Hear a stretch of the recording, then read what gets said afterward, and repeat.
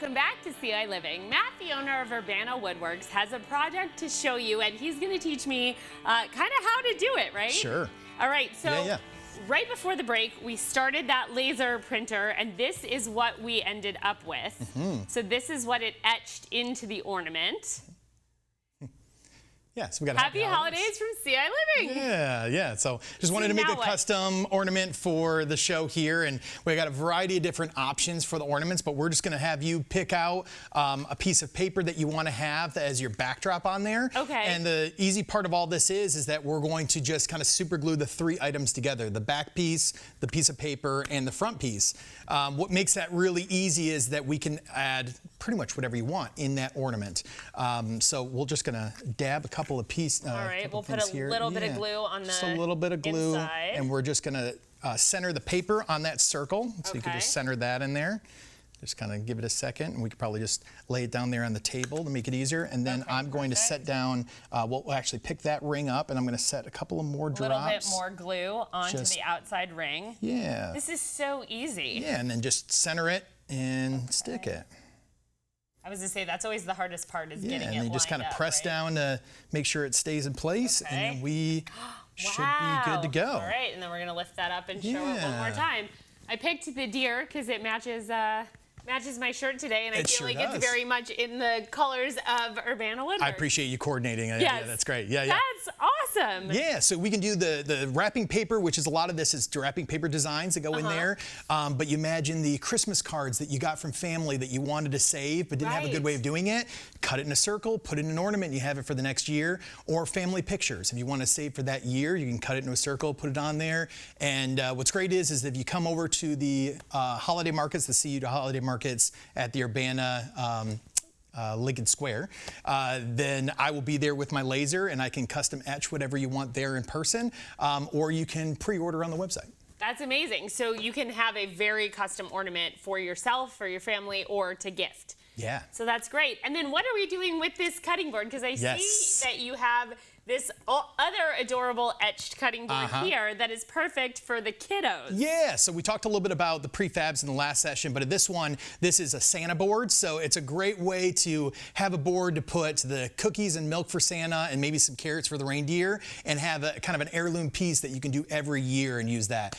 So these are the pre-made boards in that design, or we can custom it with a family name or something like that to make it custom for you. Also available for pre-order on our website, urbanawoodworks.com. Amazing. And so then you also brought this cutting board that we are going to work on today right here on the show. So what are we doing with this board? So this board is made out of a African sapele, which is a red ribbon sapele, that's the darker wood, and then a maple that has been cut and processed. When you're making a cutting board, the hardest thing to do is the sanding. So you want to make sure that you're getting this as smooth as possible. So it goes through an 80 grit, a 120, a 220, and a 320 to get it very smooth. Oh, wow. Trying to do some cleaning and stat work. So I didn't want you to go through all that. I was going to say, I imagine that's very dusty. You probably need a mask and glasses and things like that. But you've done all the hard work for me. I have. So today I get to do the fun part, right? Yes. So all woodworkers would say is they don't want to do the sanding, but the best part is putting the finish on it. Okay. So that's what we're going to do today. Is we're going to finish it with some mineral oil,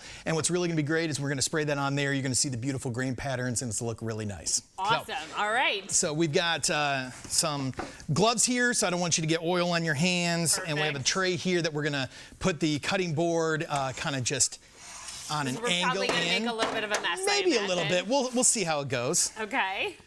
And then we have our mineral oil there. Oh, it's spray-on. It's spray-on. So it's just a simple food-grade mineral oil. That's the important part, too, is that you don't want to have any of the cutting boards have a stain or anything that might be something that leaches into the wood. It's not safe for that. So, yeah, we've got this for the mineral oil. So, I was going to say, do you want to do like a little bit, show me how to do it so that I do it right? Or is it something that I can't mess up? I want you to enjoy just seeing the grain change. So what I'm going to do is I'm just going to hold onto the board. Okay. And then you're just going to give it a couple of sprays on the board. And then we're going to wipe it with a towel, and you'll see the grain just change. Just change magically right before my eyes. Yeah. Oh, wait, I think it's a little tight, but we're good. I think it's locked. Yeah, we're good. Yeah. Wow, so give it some sprays for sure. And then you can just wipe down with the towel. Okay. And you can see You can obviously see the difference. Yeah, go ahead. Just whatever you want to do there. You can see the change in that red ribbon, ciPLA just really show up on it.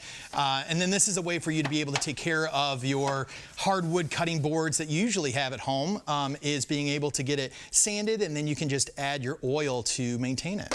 That's amazing, and I can see the difference there where like a spot didn't get hit. Yeah, where it's a little dry from still being sanded, and then this oil will soak in and it'll have another oil in a couple of hours because it's really going to absorb it, and then it's going to stay beautiful like that for quite a while. And how many coats does it usually take when you're finishing off a piece like this? Yeah, if you do a really good coat, really soak it, it'll be 6 to 12 hours to be able to soak it in place, and then we'll just flip it so you can keep her going, and get the other side there too. After the 6 to 12 hours, then you're going to wipe down and kind of buff the oil off, and then do one more coat, another 6 to 12 hours, and then it's going to be good for a good 6 months depending on usage. Right. And then the more you take care of the cutting board, the more it takes care of you, you know?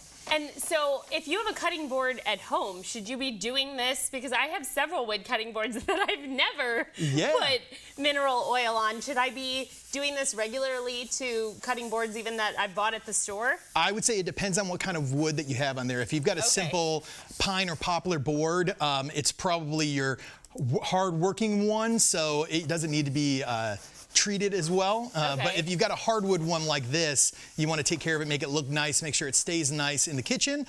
Yeah, I would maintain it, give it an oiling there. And this is, again, a simple mineral oil that you can get at the grocery store or, you know, wherever you're wherever you want to. Yeah. And should I go around the edges too? Do I need to? Sure, why not? You know? We might as well finish you might as well, finish the whole project. You can also see on the edge there too, that you can see the grain patterns. And what's really important with these cutting boards is making sure that the wood is alternating, because a tree grows round, and when you're cutting it into boards, there is a cupping side and non-cupping side, and if you have them all together, the board will eventually cup into a circle. So you have to alternate the grains to make sure that the board stays straight. Oh, interesting. So as you're actually creating it, if you don't put the wood in the correct orientation, it's not going to make the finished product that you want, or it's not going to last. Yeah, it'll end up wavy, or it'll fully cup into a big circle, and then that's when the wood cracks.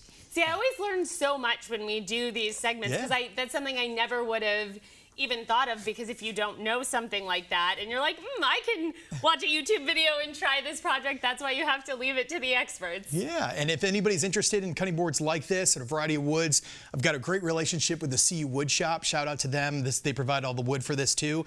I can put together any of the cutting boards that can just be submitted in a message to urbanawoodworks.com, and I'm happy to build whatever. I've got a variety of different things, from working with businesses on QR codes for their linking of their websites to just cutting boards for family members for a family gift. For gifts. Wonderful. Well, thank you, Matt, so much for being here and for teaching me how to do all of this, and for our awesome ciLiving ornament. Thank you.